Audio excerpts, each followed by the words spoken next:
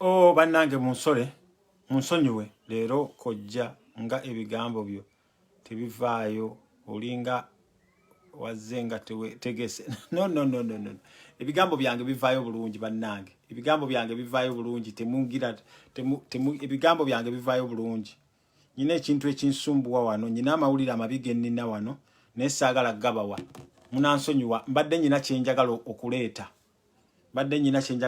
okuleeta gundi nevaako naye mu sharing video muyite bannammwe tubeere nga tweyongera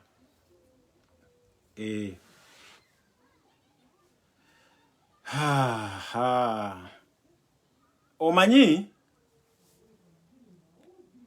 abantu abamu mbadde njagala kati eno video eno njagala buli muntu yenna ayagala enkyukakyuka njagala muntu yenna okuva ku president wange nkimanyi oli busy e South Africa naye njagala muwulirize ebigambo bino byenjagala obbagamba ebigambo bino byenjagala obbagamba mayega mu mazze mu kiri ekitundu ekisoose ajja kutegeera ebyakabaka sigenda biddamu naye njagala okubabuulira wano Lwaki Ssegirinya akwatibwa lwaki bamuteekako gundi oyo okitegeera so njagala kubabuulira lwaki bamuteekako Ssewanyana wano wenjagala mutegeerere ddala video eno njagala mu sharing mujongereyo naye bannange njagala okubagamba nti aba Nuupu ne Kyagulanyi mujjukire bwe gye twava Museveni ono yatuteekako amaanyi gatateeka ku Besigye gatateeka ku Mugisha Muntu gatateeka kwani era ne twebuuza lwaki this time Museveni akola Kyagulanyi bino ebintu byonna why okitegeera so tubadde tuli awo nga bakola gundi nga bakwata mwami Ssegirinya Honorable Ssegirinya ne Honorable Ssewanyana abantu abo bwe babakutte nabagambye nti intention ya Museveni teri ku Ssewanyana njagala wano musharing video Museveni yayogera ebigambo bino abasinga temwabikola ki temwabitegeera Kulanyi n'abasulu abakumusajika ayina abasulu abakumusajika abatakumanya Uganda abasulu abo harimo abajungu abakasulu warere harimo abandi abasulu abahanu abinkumanya nabo ni mamanya ogo musulu ogo oli amusulu nimba mayi nyomba ino mfairo yange grupu ya Kyagulanyi itero ninja kujimaraho you just wait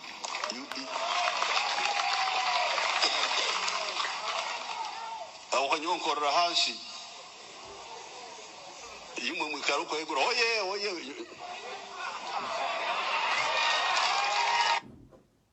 kakati omusajja yakugamba nti anybody ari whatever ku Kyagulanyi ne bwaba bana yabayita n'abasiru buli muntu yenna kigambibwa nze gwe abamanyi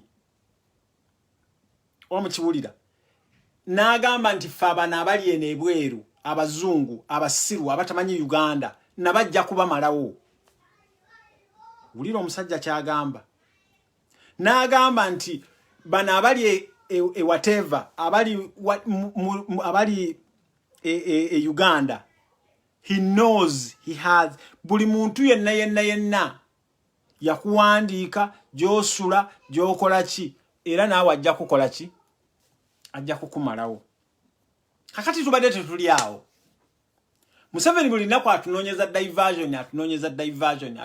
diversion kakati ne batandika okutema abantu e Masaka bwe batandika okutema abantu e Masaka mwenna mulabye ebiriwo naye muganda wa fono nga tannafa yayogera ebigambo bino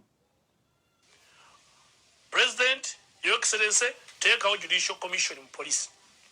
Ozwe Lwaki, ebijambi atebikoma. Bisenko busengusi, nebive nansana, nebigenda kentebe. Nebive entebe, nebigenda ke Masaka. Nebive Masaka, nebigenda ke Bukoma Nsimbi. Nebive Bukoma Nsimbi, nebikoma we Kampala. Owulira. Omusajja yakugamba gundi gundi eriye Masaka polisi ebikola okitegeera polisi yekola ebintu bino mugikuleka ihura abantu be yajja nabo bwe baamala ne bakola ki abantu ne bamukola ki ne bamugamba nti you are the one. You are the one. Okisegeera. So twabadde tuli awo nga bakola gundi ya Ssegirinya ne Ssewanyana. Nenvaayo wano ne mbagamba nti Ssewanyana bamutaddeko nga okubuzaabuza. Omuntu gwe beetaaga Ssegirinya. Ssegirinya ono ajja atya mu politics mwenna mukimanyi. Ssegirinya ono Besigye ye yamusportinga. Besigye ono bwe yamusportinga Ssegirinya oyo yatandikanga kuba masimu n'avaayo nga kansala. Mujjukira ne bye yakola. So Grested okukyawa Ssegirinya kutandikira wa Besigye. Okukyawa Ssegirinya kutandika wa Besigye. Besigye n'akyawa Ssegirinya kubanga Ssegirinya ono gwe mulaba muntu wa mazima bw'abakkiriza okuba n'amazima. Era njagala okubresinga mmwe abalowooza nti anyway tujja. Kati Ssegirinya aze ayingidde mu City Council afunyeewo n'omulaba omulala. Oyo omulabe sijja kumwogera. Okitegeera? Njagala mubeere whatever. Why in all MPs basobodde okunoonya Ssegirinya? Lwaki tebaakutte Mathias Mpuuga? Lwaki tebaakutte Gonzaga Sewungu? Lwaki tebaakutte abantu b'e Masaka? Okitegeera? Lwaki tebaakutte gundi ani ono Gashumba? Lwaki baakutte Ssegirinya ne Ssewanyana? Ntandikira nsembera. Njagala osharinge video bwe tunaava wano namwe mwenna ababadde beebuuza ekintu kino. Kakati Ssegirinya bwe yabadde agenda ne mugamba n'akola gundi ne mugamba manyi bana abasajja they are looking for you. Bana abasajja bakwetaaga. Okitegeera? Kubanga ono omusajja kyayagala ayagala kumalawo Nuupu. Ate ayagala kulinkinga Nuupu ku terrorism. Eimu ya Museveni ne gurupu ye baagala kulinkinga Nuupu ne President Kyagulanyi ku terrorism. Okitegeera? So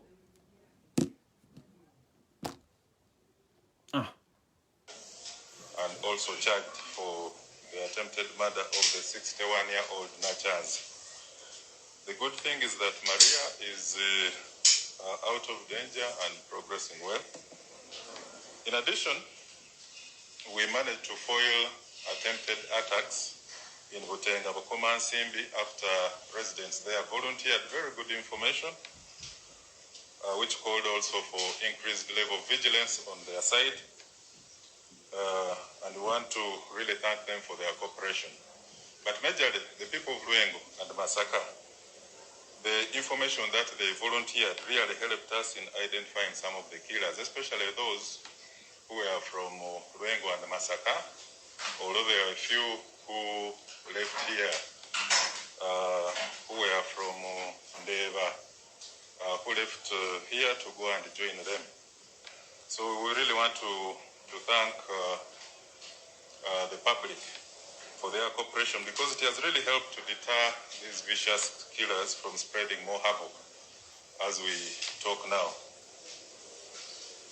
We want to inform you that we expect to record statement from two members of parliament, that is Honorable Ssewanyana and Honorable Ssegirinya, who are expected to appear at CID headquarters for statement recording as the masterminds behind the vicious murders. We zeroed on them based on the admissions from the suspects, clearly indicating how they were recruited, taken through the intentionally designed plans in a meeting they held at Endeavour, and that was aimed at creating animosity against elderly victims in the selected districts. The suspects indicated to us how they were promised wealth as a motivating factor, and that it was under the command of, so far, the two politicians that their victims were hacked and beaten to death. Okay, kakati abasajja bano bayina office, I mean bayina abantu bebakutte. Abantu abo bebakutte beba suspect bemuwulira. Abantu abo baba promisinze ziri milioni 10 ze mwawulira Museveni ze yagamba okuwaayo.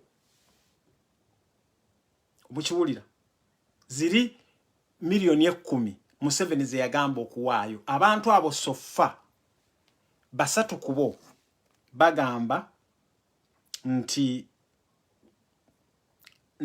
whatever, nti mwami Ssegirinya ne mwami Ssewanyana baba promisinga okubeera nga baba wa sente bagende bakaringe out ebintu ebyo. Kubali abantu bali abali mu ba suspects. Kakati amawulire gagamba nti Ssegirinya ne Ssewanyana ku police Masaka ziweze nnaku 5 kasooke. Kakati as I'm talking to you, bana abasajja okumanya nti they are whatever. Ekintu kino kibadde kigenda gundi, ekibadde kigenda whatever. Babadde batta abantu nga temusobola kujjayo basirikale bekasijjagirwa. Mwasibya amakubo, okitegeera, mwasibya amakubo, mwalaze security, mwajjeyo abawanvu n'abampi, naye nga bana abantu bawandiika ebigambo okumanya muli basiru nnyo. Bana abantu nga bawandiika ebibaluwa ne bakireeta ne bakisuulawo, ne mutasobola kukola intelligence yammwe. Bwe mwakola intelligence y'okulaba Ssegirinya nga atuula mu Ndeeba n'abanga ayogera n'aba abantu, intelligence eno lwaki temwasobodde okukola whatever gundi ne mugira abantu abo? Okisegeera? So these people, it goes back. Omukulu ng'agamba nti group ya Kyagulanyi nja kugimalaho. This goes back. Ate njagala okubagamba nti Museveni ayagala nnyo okubeera nga adivertinga Nuupu okubeera nga it's a terrorist party. Nkujjira Bwana Ssegirinya bamuguddeko omusango. Lindako.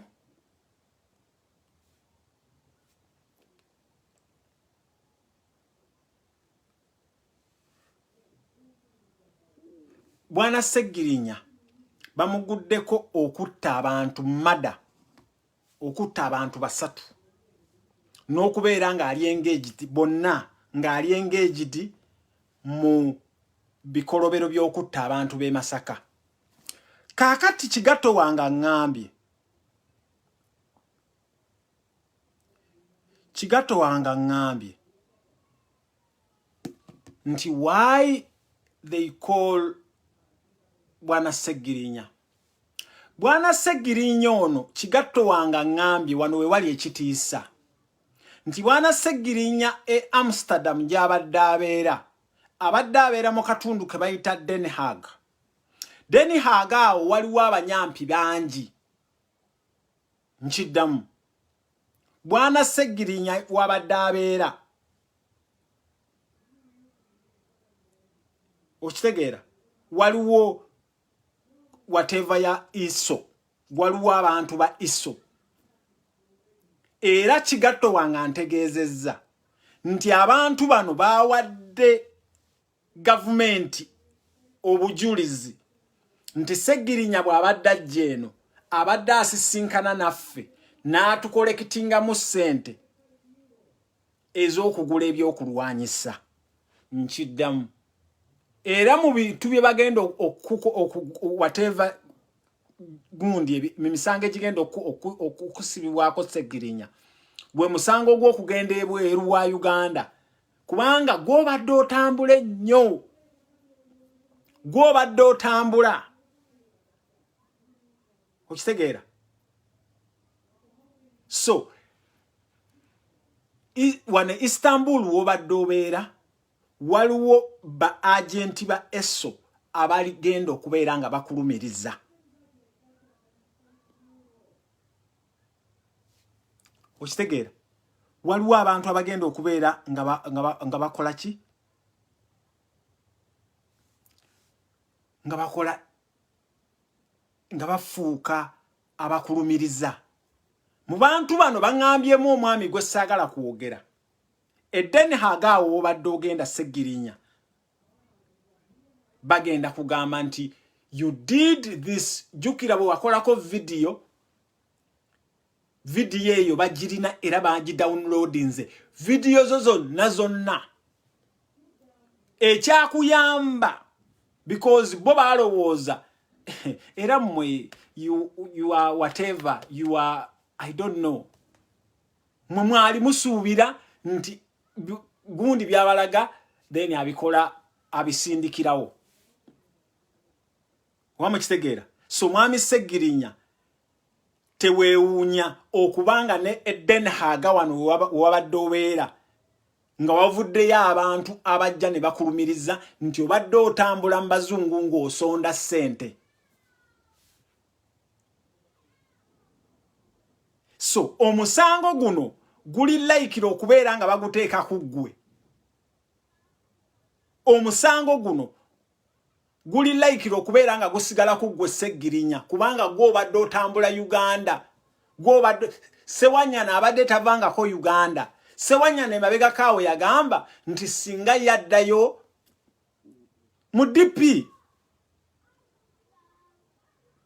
era kyova olaba nga bagundi ba lawyer. Sewanyana ayina Lukwago, Ssegirinya ayina Shamimu n'abalala.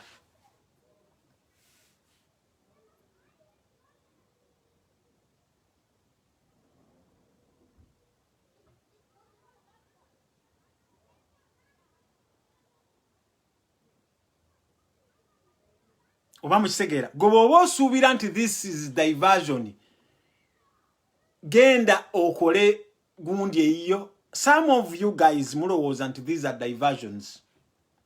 Naye olina Facebook page yo, genda otandike naawe oyita abantu batandika okugoberera. Ffe lwaki abantu batugoberera? Because tulina ekintu bwe tukiwumbawumba. Mwenna mukimanyi nti Museveni, all this has been his way of being in power. Museveni abantu be watte eggulu obamanyi. Museveni abantu be watte Bushenyi obamanyi. Museveni abantu be watte Entebbe obamanyi.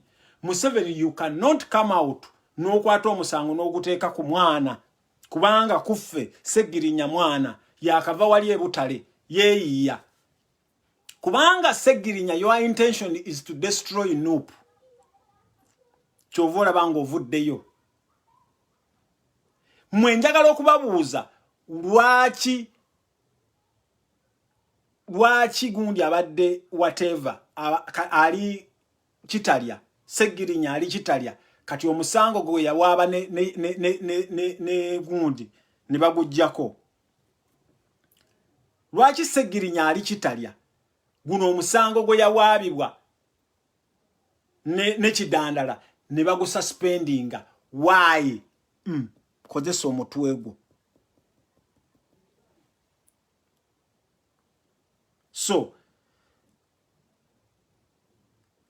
batugambye nti this case is likely to be left to Ssegirinya era Ssegirinya bamuteeke ewantu Ssegirinya bagenda kunyiga obulimaawa nga bakutadde somewhere bakuwe ultimatum bakugambe nti ogenda kuluzinga eddwaliro lyo what do you do Sebo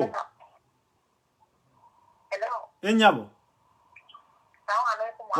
wa alaykum salaam wa rahmatullah mbadde live mamo badde oyagala ki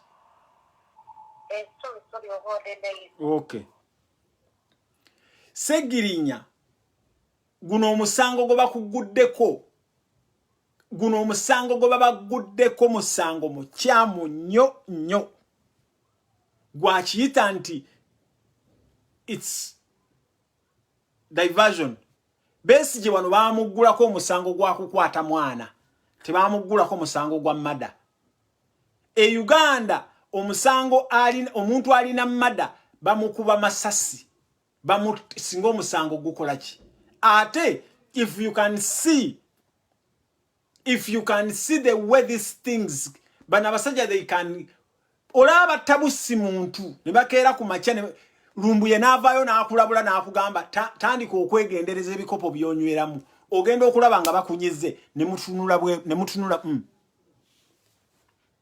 wano musajja avuddeyo lumbuye nabagamba gundi tambula gundi tandika okwenyweza gundi nga mwenna musirika omuntu oyo ne bamala ne bamunyiga ensi ne tambulanga bulijjo kati how about we bakeera ku macha ne bagamba nti you know what Bwana Ssegirinya omusango gw'okutta abantu emasaka kukusinze then tukusalidde kalabba kati njagala bino mubikwate mubi whatever mubiwandiike Bwana Ssegirinya speed gy'obadde otambulirako ndabayo bannange abatandise okukola something nze am somewhere else Bwana Ssegirinya speed gy'obadde otambulirako okusooka obadde oswaza ba MP banno bana abasajja njagala obbagamba they are very very clever bayinza okuleka omuntu omu n'akola ekintu omulala n'atakikola because they want you to be nga mugira nga mulwana this is how bana abasajja bwe batubeereddewo bakkiriza omuntu omulala n'akola business omulala n'atakola oli akoze business ne bamugamba omanyi nti you have to do this nakkiriza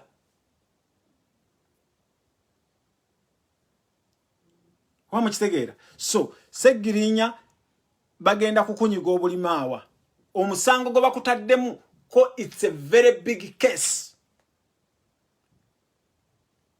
mbabuulidde omusango guno gwajja gutya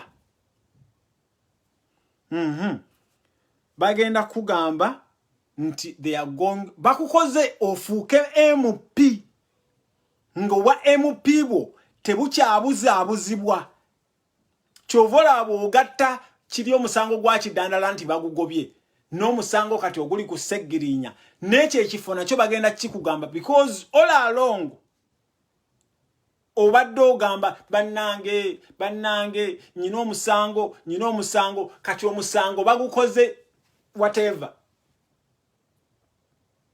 bagukoze ne bagugoba kati ne mu kintu kye bagenda okuteerawo Ssegirinya bagenda kuteerawo nti oluzinga eddwaliro lyo oluzinga ekifo kye kya MP era ogenda kuluzinga all properties kigatto wange bwatyo wangambye nti Ssegirinya bagenda kumuteekawo nti omusango guno bwe gukusinga tukutwala ku kalabba osobola tukolera bino wammanga njagala wano muyite Bobby Wine njagala wano muyite abantu mwenna abannopu kati Ssegirinya wanga bamajo mutwala bana basajja they are very very clever because everything eri mubo buli kimu kyonna kyonna kiri mubo tubadde tuwogera mu first video about the Kabaka mwena bana temumanyi kigenda muka mwakola wano gundi Kayunga riots ne mulaga nti muli bamaanyi naye kati Kabaka temuddanga mukumulaba there is nothing you can do bagadde wa masomero there is nothing you can do abaana abaabwe basoma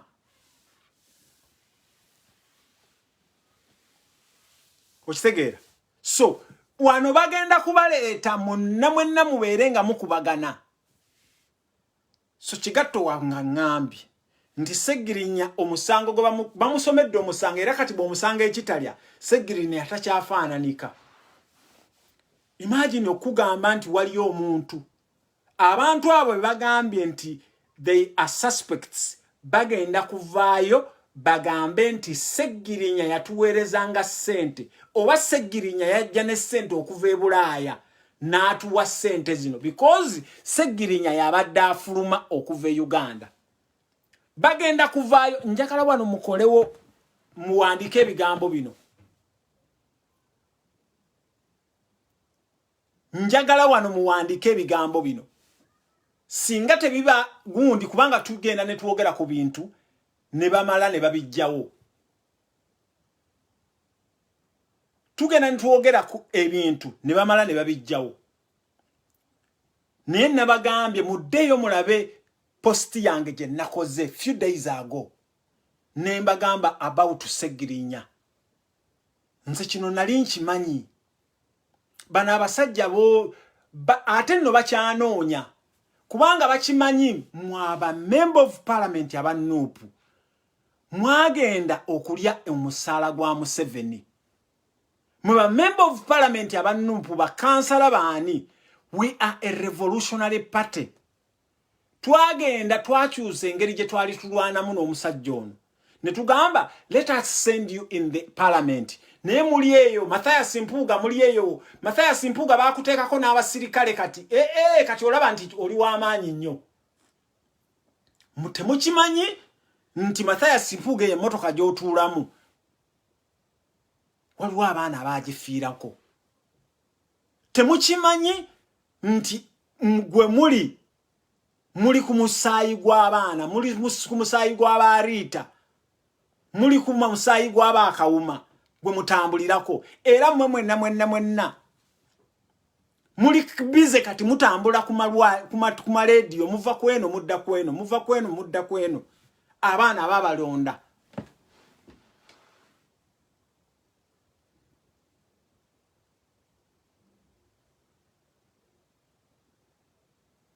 wamukitegeera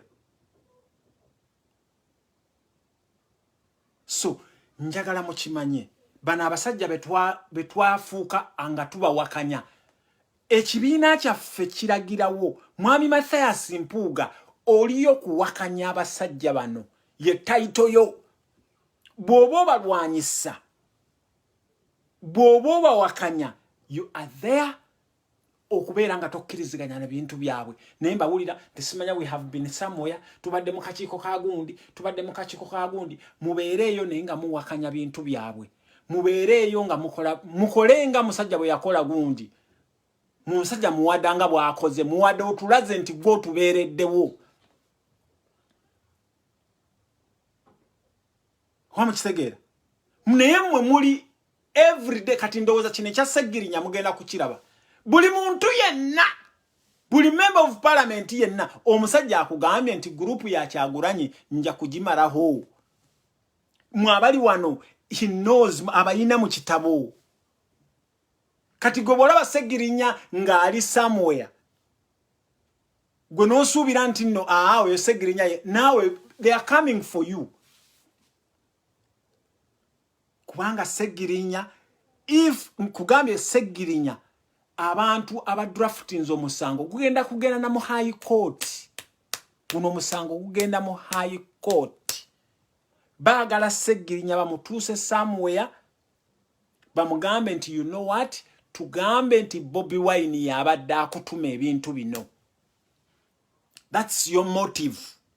Tugambe nti Bobi Wine ali involved mu bintu bino ne Bobi Wine okutambula akwe nti kye yakola, because bwe muddayo emabega, bwe muddayo e Masaka, abakazi abakadde babadde batta babadde bagamba nti bawagizi ba NRM. Abakazi abakadde babadde batta babadde bagamba nti bawagizi ba NRM. Nenjagala okubagamba ffe ne bwoba totuwagge twandibadde ffe okutta tusookera kwabo bashibaga kato babajjo simanya bafulu figa naye ffe tuba tunuulira butunuulizi. Neeno gye bali n'omutunuulira ali wano, ali mu diaspora, ali wano Bungereza, ali mu America, naye nga yawaayo nti Museveni amunoonya, nga yafuna ne refugee status, naye ali nga ali mu kuwagira Museveni.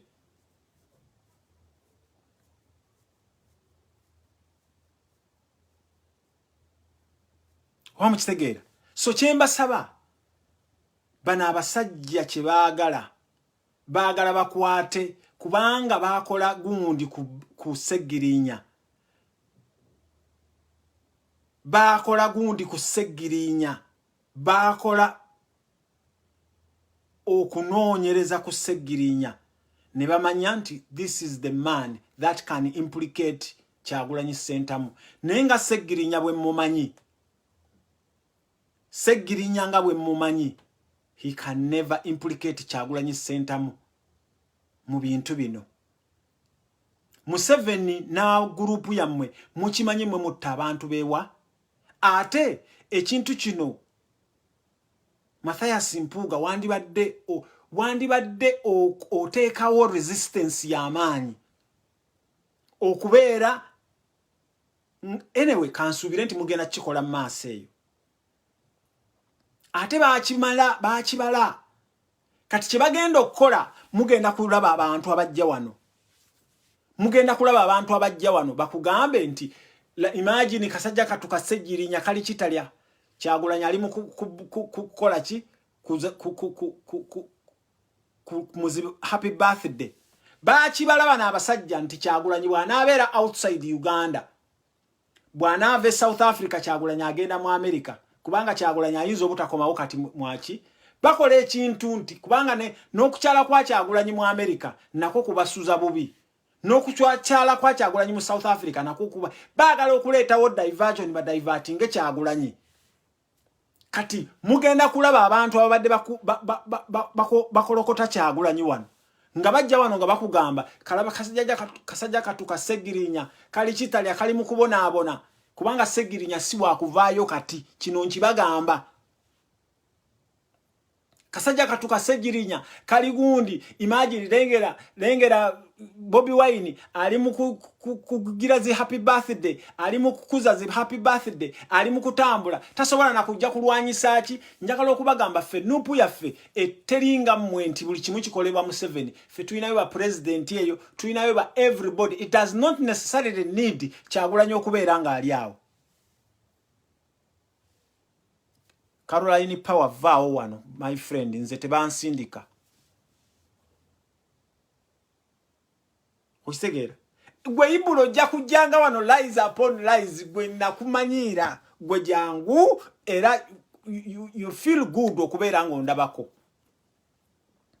So mbagambye Ssegirinya bagenda kumuleeta. Waliwo bannayuganda ababeera wano Amsterdam abagenda okubeera nga bamuwaako obujulizi nti wajja wano n'okola kino, kubanga they did baali basuubira nti ebintu bya Ssegirinya engeri gy'anaabireetamu yabireeta mu rabadaba style, batuuke Samoya babiteekemu ebyokulwanyisa, naye ekyo ne kibalema.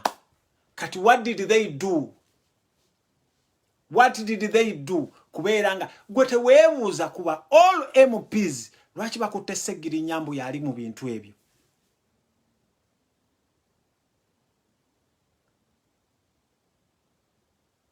Lwaki bakutte Ssegirinya nti yali ku gundi eyo? Okitegeera? So mbagambye they sit down ne bakwata bali abantu ezo milioni 10 ze mwawulira Museveni ze ya promising nga abantu yazibawa bo bali mu magundi bali mu makomera ne bakimanyi bwe bavaayo bagambe Ssegirinya nti gwe wakolanga boti gwe wakolanga boti gwe wakolanga boti Uganda buli kimu kisoboka Uganda okumanya buli kimu kisoboka Museveni temwamulonda nesi yabafuga okisegera Uganda buli kimu kisoboka kati mbagambye nti they did this okubeera nga bakwata Kyagulanyi muvwe wano mujja genda okuwulira Kimbugwe nga abagamba nti oyo Bobi Wine mulabe ali muze happy birthday ali mu kukuza mazaalibwa ga mukazi we omusajja abadde amulwanirira omusajja abadde akola imagine ali makomera Kimbugwe agenda kujja akandika okwogera ku bintu ng'ebyo nenjagala bagamba mugenda kukola each and everything kubanga sibi ebisoose Museveni bw'obonda banze sikuyita na mwami Museveni ebyo abakuyita sikuyita na general okitegera mugenda kukola byonna bye mugenda okukola nenjagala okubagamba nti eno National Unity Platform ono Kyagulanyi Ssentamu Katonda yamutuwanga kyakola ki tukimanyi mwe ba member of parliament tuyina be twakulula obukuluzi tukimanyi mwe ba member of parliament tulina be twakulula obukuluzi ne tubaleeta mu National Unity Platform because bwoba otandika bwoba omwana atandika okwogera ayinza okwogera n'ebintu ebiri kubanga tannafuna processing gundi ye batannatandika ku processinga bulungi so twala nupu ng'omwana yali atandika okwogera tubamanyi mwenna Sewanyana tulowooza nti twaite tukumanyi you are there olina ddiiru gy'oliko nze that one I cannot rule it out Sewanyana olina ddiiru gy'oliko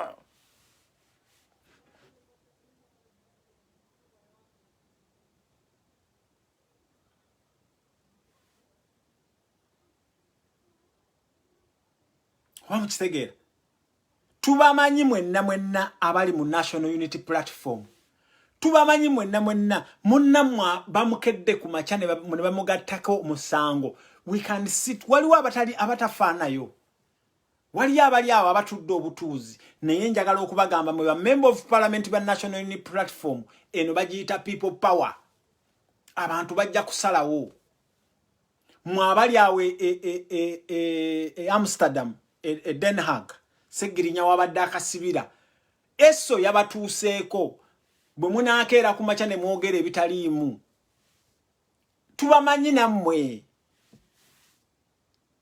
wamukitegeera so njagala okubagamba bannange ekintu kya mwami Ssegirinya kikyali kiwanvu baagala nnyo kubanga Kyagulanyi kyabagambye nti ekizibu kya Museveni ne gurupu ye kubanga ye Museveni agenda kusuula ettawulo soon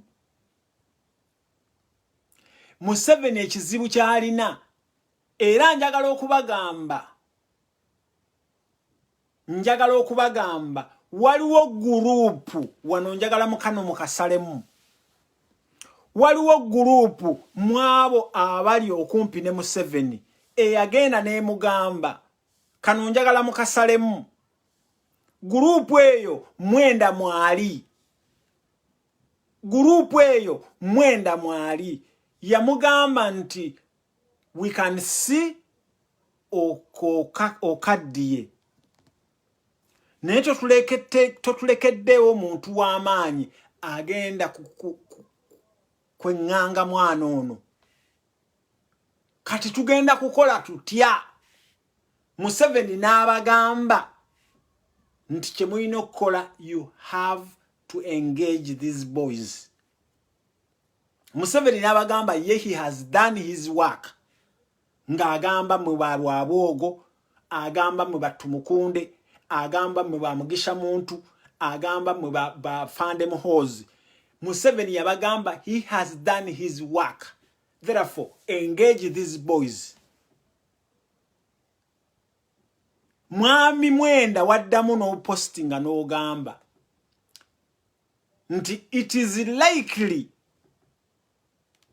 wapostinga wagamba nti mwagala nnyo okwogera ne Bobi Wine ne Bobi Wine abataninze down. Bobi Wine mwagala nnyo okwogera naye ne Bobi Wine yabagamba you have sent a lot of engagement to Bobi Wine. Bobi Wine yabagamba ate yetali ambigambo bye yabagamba nti okwogera nammwe ayagala nga ayogera nammwe engeri gye munava mu buyinza. Bobi Wine ekintu ekyo yakibagamba. Museveni okubeera nga agagega muwedde yabagamba you guys engage these boys.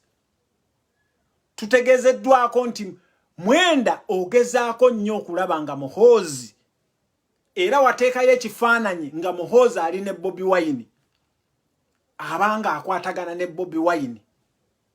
Eno bwe mutukuba bwe mututta eno bwe mwagala okwogera naffe. I want to let you guys know the only time we can negotiate with you is the time you let us know how you get out of power. There is no engagement that my president is gonna engage with you unless it is the engagement of how you guys are going to get out of power. Kubanga you have mutulaze. There is no engagement gye tusobola okukolagana nammwe. Temuli beesigwa, muli batemu, muli bassi, muli buli kimu kyonna. Imagine no omwana omuto sente n'agenda natta omukyala. Where are you going to go? Enkeera ne mukeera ku makya ne mugamba nti mutabani wa Museveni awasizza muwala wa Tumukunde. What a crack. What a stupid. Kati nga gwokeera Tumukunde ng'ogamba mbu naawe wakanya Museveni. Museveni mukoddomiwo. Tumukunde oli muganda wani? Oli muganda wa Mama Janet. Kati ate mutabani wa Museveni gwe yazaala ebweru awasizza muwala wa Tumukunde. Kati ate Tumukunde nebe mulowooza ffe tuli basiru nga mmwe. Mumulowooza tuli basiru nga mmwe. We are not that stupid. So mwagala okwogera naffe, mwagala okwogera because you knew nti kino kiyinza okubeera ng'ekyabeesigye. Beesigye mwamukwatirako ke mwamukwatira ne mukazi we ne mumuwa somewhere n'akivaako. This one is not like Beesigye. This one is not like what? Is not like Mugisha Muntu. President Kagame wagambye abantu bo, do not go to Uganda because if you've crossed the border and they arrest you and beat you or rob you and you come back, what do you want me to do? President Kagame wagambye abanyarwanda banno nti singa bakurosinga border ne bagende Uganda oba ne babakuba emigo oba ne bababba ne bakoma weno toyina kyogenda bakolera. We know you are one thing. President Kagame naawe oli kimu neba n'abasajja. Wamukisegeera. So gye munaakoma okubeera nga mutulaga kiki muli. Bannange njagala obbagamba. This one chikole mwenna mbamanyi mwali mukozeeko, mwali muflyinzeeko okuva e Kampala okuva Entebbe nga mujja mu America. Kati wano tulinga abali mu nnyonyi. Ennyonyi eno kisinzira ennyonyi gy'oflyinze. Ennyonyi zenflyinzeeko nga nzije Kampala na flyingako Ethiopia, ne flyingako KLM, ne flyingako Qatar, ne flyingako ne Emirates. Zino ennyonyi bwe bange kuleeta Dublin ng'oflyinze Emirates bwe kuyisaako e Dubai olugendo luba terunaggwa. Naye ene ennyonyi bwetuuka e Dublin bwe ennyonyi gy'obadde ennyonyi eno bweba etandika. Mwe abasinga okundaba wano muyinza okumanya ennyonyi eno. Ennyonyi bweba etandika ne amaanyi mangi. Bwebe flyinga wane flyinga n'amaanyi mangi ne bwetuuka eyo mugundi ne pilot avaamu bwe begenda okugwa wano kati this is what you chemuliko mugenda kugwa nebwe munaamala okugwa bwe muti ennyonyi egenda n'esirika bw'ogisanga ng'epaakinze toyinza na kulowooza nti ye ne badde ereekaana bweti nzirayo ku kiwojjolo abasinga kye musinga okwagala ku kiwojjolo wano mwenna abandaba wano muli bantu bakulu ekiwojjolo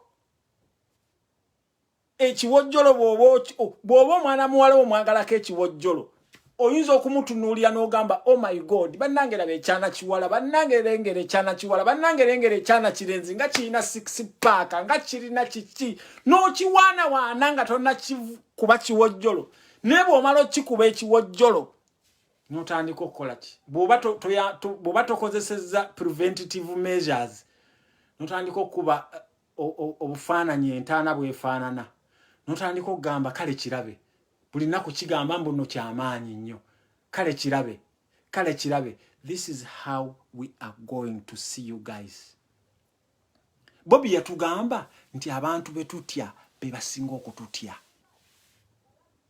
mwe bantu mmwe musinga okututya kubanga bwe mukeera ku makya ne mugamba bwana Ssegirinya atamanyi na mundu bwefaanana bwe mukeera ku makya that's what you did kino kigomyawo ebintu bye mwakolanga nga mutta banna Uganda nga muba forcing okubeera nga bayingira mu magye gammwe osegera nkugambye gwe gwamanyi wano jukira nga oyagala omukyala jukira nga oyagala omwami eddakiika 2 eddakiika 15 kyovula bangamba bwe muba muine mukola ebiwojjolo byammwe mukozese preventative measures akawuka ka sirimu tekalinga gundi coronavirus bano baleme kubalimba sirimu gyali achatta mwegendereze nnyo bannange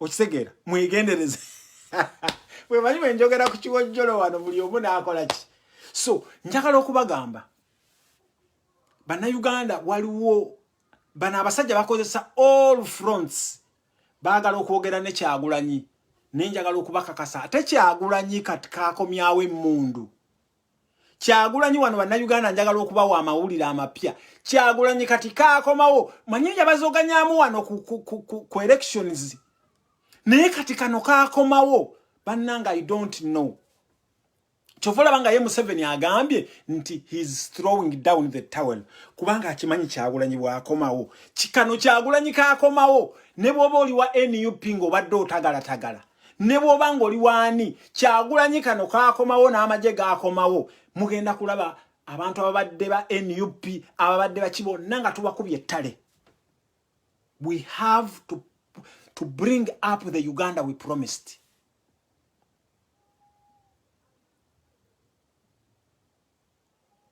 We have to bring the Uganda we promised. So mwami mwenda njagala okukakasa. Bwe muba mwagala okwogera ne Bobby. Afande Muhoozi, if you want to talk to Bobby Wine, come up with something. Afande Muhoozi, you are bwe batukukwata ne tukurehabilitatinga. Novamo manya Afande Muhoozi wakulira mu system enkyamu. Bw'okulira ewaka nga babbi, you end up being a thief. Bw'okulira ewaka nga mama malaya, you are likely to be a prostitute. Afande Muhoozi ebintu byokola kubanga nze sikulabangako. Naye Afande Muhoozi, if we can rehabilitate you with the training you're claiming ajolina, you can be a very good army officer.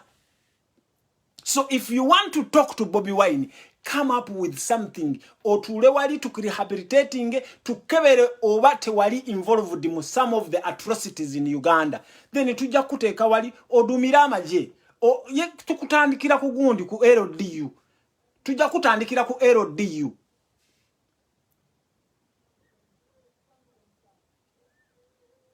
Kisegera tujja kutandi. So bemba mwagala okwogera ne Bobby Wine. You don't need okumuthreateninga okumukola ki. Bobby Wine yabagamba mujje mwogere nange engeri gye mugenda okuva mu buyinza. So njagala okumaliriza ekya Ssegirinya ngamba gamba nti ekintu kya Ssegirinya si kikyali kitonga mwe mukirowooza. Ssegirinya bagenda kuleta video zonna z'abadde ayogera.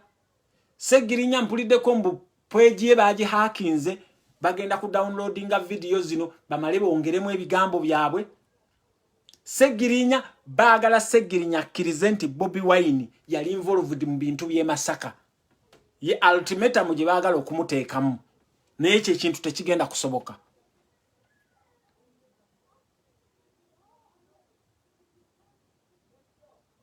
Sara Nampe ogobogamba Mr. Update is just a diversion. You are free to say that. Kati nga maliriza mwansabye amawulire ga muganda wange Fred Rumbuye. Njagala mu sharing video ngenda kubawa amawulire amalungi aga Fred Rumbuye. Mu sharing video muyite bannammwe. Njagala mu sharing video muyite bannammwe ngenda kubawa amawulire amalungi aga Fred Rumbuye. Fred Kajubi Rumbuye. Njagala okubagamba nti ebibye birungi. Ntumiddwa bannange tubagambe nti ebintu bya Fred Kajubi Rumbuye twamujja Allah yatusobozesa okumujja ku mannyo g'empisi ge yalimu. So Fred Kajubi Rumbuye twasobodde okumufuna era ayogerako n'abantu.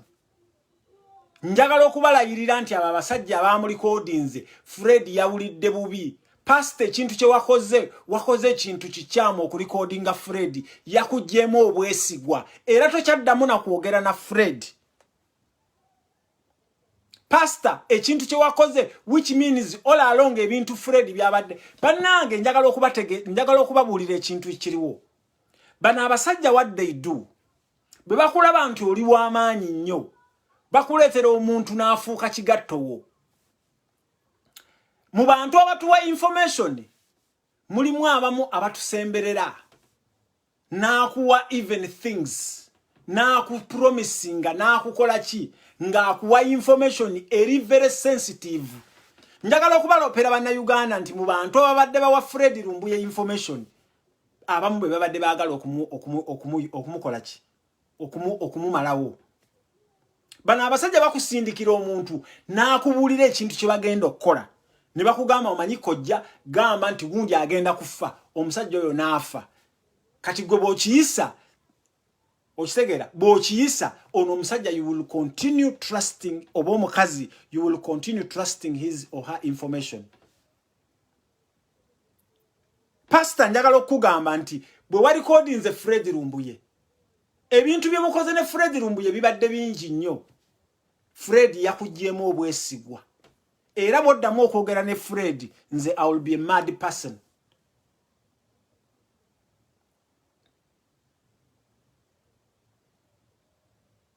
Ostegeera. So bwe era kyova olaba nga pastor bwe yamaze ebbanga nga tawuliriza Fred kyova olaba nga yagambye okufiirwa waakiri abyonoona byonna. Ate we yakoze n'akolagana n'omuntu atamanyi kugatta kintu kino. Ne bayisa that audio gye mwawulira. Kati Fred we yategedde nti yakiyisizza ne Fred n'alaba abantu abamuli okumpi. Kubanga mwe mwabadde mugamba Fred nti n'abantu abamuli okumpi. Okusooka mwe basajja mmwe mwakwata omukazi oli Agnes. Ne mumuleetera ebintu eby'ekiyaaye. Agnes n'abavaako era Agnes ebintu bino n'agamba tayagala kuruuzinga bintu bye n'abivaako n'agenda. Kati mwe mwategedde ne mugamba nti waakiri kamwonoone. Ne Fred olw'okuba akwata ebintu bye mpola mpola Fred ne bamugamba abo balooya be bagenda okubeera nga bakuyamba. Mwawulira mwenna ambasada wa Uganda mu ttake muwadanku nnyingi bwe yamugamba nti oli omufere yabasaba emitwalo 7 egya $. Lawyer ambasada yabagamba nti ttake tekola bintu ng'ebyo. Ne bw'oba osse muntu ne bw'oba okolawa ezo ssente tebasobola zikusaba. Ettake waliyo ne ba free legal aid ettake waliyo abantu abalooya ab'obwerere olabo basanga Uganda nemwe mwasalawo muleete somebody from the street nga musuubira nti mukola ki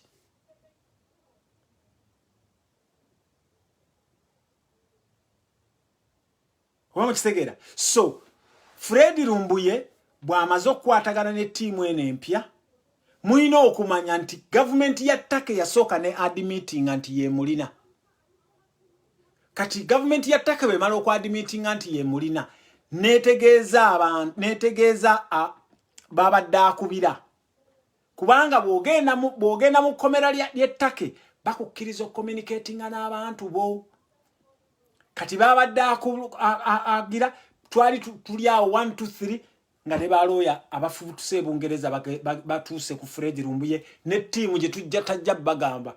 Njagala bagamba bannayuganda waliyo bannayuganda abali ettake temujja kubategeera bafubutuka eno mu diaspora be bakolagana ne ttiimu eyo. Kakati ttake egamba nti Fred Lumbuye wano waali tali safe mu ttake mwali. Therefore, balina okumukolera kye bayita reallocation. Mbo baba bakola reallocation yomo mulimu forms nene nnyo. Amawanga gajja Fred ne bamubuuza where do you want to go? Fred na mentioning amawanga gayagala okukola ki? Kati kino ekintu kya si kya lunaku lumu naye kye njagala bakakasa he is free. Takyali mu kkomera ne bw'abeera even if Turkish immigration ye kyamu controllinga asobola okukola byonna byayagala naye nga omuntu gwe bajje mannyo g'empisi tebajja mukkiriza kuba simu buli gwamanyi ate mujjukire essimu ze tuzibanja mwami ambassador wa Uganda mu ttake mwansindikirako wano message kubanga mwalabanga communicatinga nange ne munsindikirako wano message wamukitegeera nemmanya nti nzomanyi buli muntu ansindikira message mmanya engeri gy'awandiika. Essimu ze mwazireka ku embassy mwami muwonge okimanyi nti mwami mubiru okimanyi essimu ze gwozirina. So Fred Lumbuye tayina simu. Fred Lumbuye essimu ze yali amanyi zaali essimu ezi eya pastor neya one of his relative ziyali amanyi mutwe ne pastor weye wekamanda mu mbugo nokolagana n'abayaye. Imagine pastor mbumbu era mwe mbagamba mu lwaleero mulabye pastor bannange njagala kubagamba buli bw'ogenda mu church genda osabe oveeyo naye tokola bintu birala. Don't trusting a pastor. Nsiba mbagamba mwe ba followers bange ebigambo bibiri these days mu bijjeewo. No gamba I love you era woli nze wendiva oli mu kiyumba oweereza omusajja sente Uganda oli mu kiyumba oli eno omuwala ali Uganda akulimba. Bannange these two things ku mulembe guno bizibu nnyo to love someone and to trust someone. Bagenda kubamenya emitima mmwe.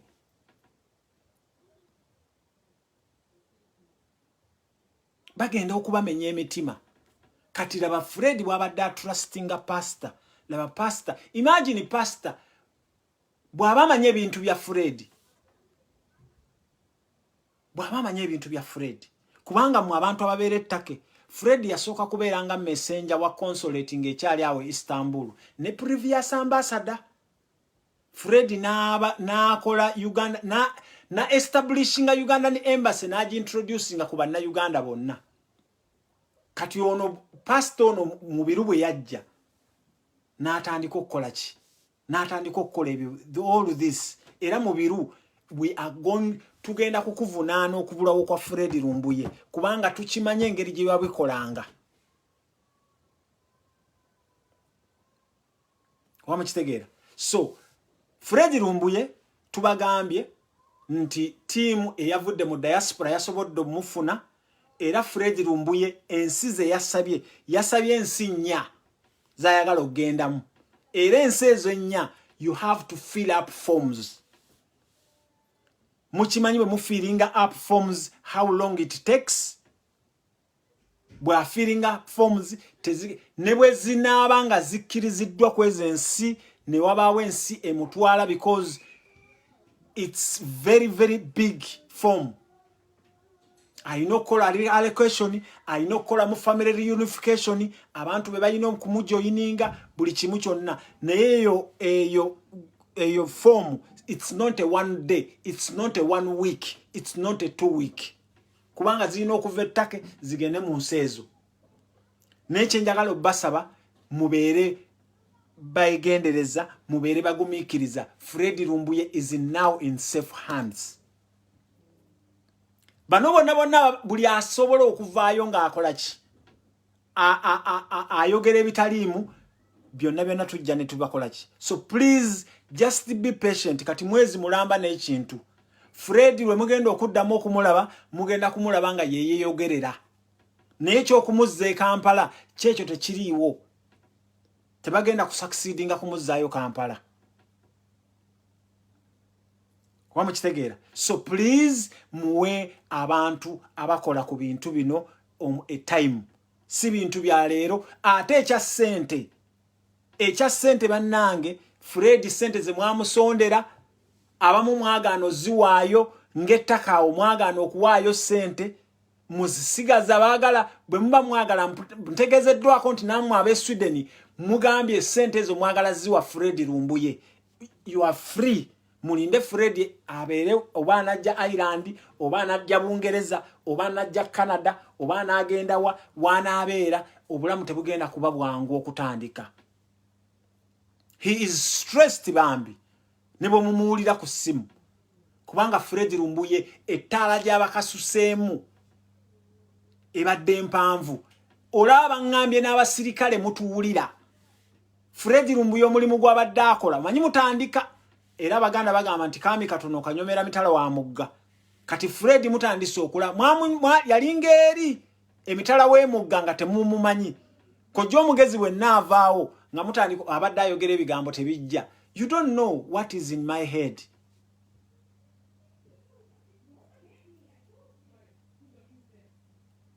Okitegeera. So please mukwate ebintu mpola. Mukwate ebintu mpola. So nga maliriza. Nope. Tuli under threat. All along tubadde under threat. N'ekintu kya Ssegirinya kino mugane kitwala mpola. Mu deployinge mbadde njagala kanso katana kubanga kanso wa America yeewulira bulungi. Mu deployinge abantu. Kubanga what is back kintu kiwanvu nnyo. Wamukitegeera. So gega amawulire ga Fred Lumbuye namwe mbaagala nnyo. Naye njagala okubagamba baganda bange mu abali wano e Amsterdam naddala abali e Den Haag. Bwe mba musuubira nti mugenda kulumiriza Ssegirinya nga bwe yabasondamu ssente, si mmwe mwenna naye abatono abalimu. Ekyo kye mukola si kirungi. Museveni, we are going to defeat you. This one I promise you.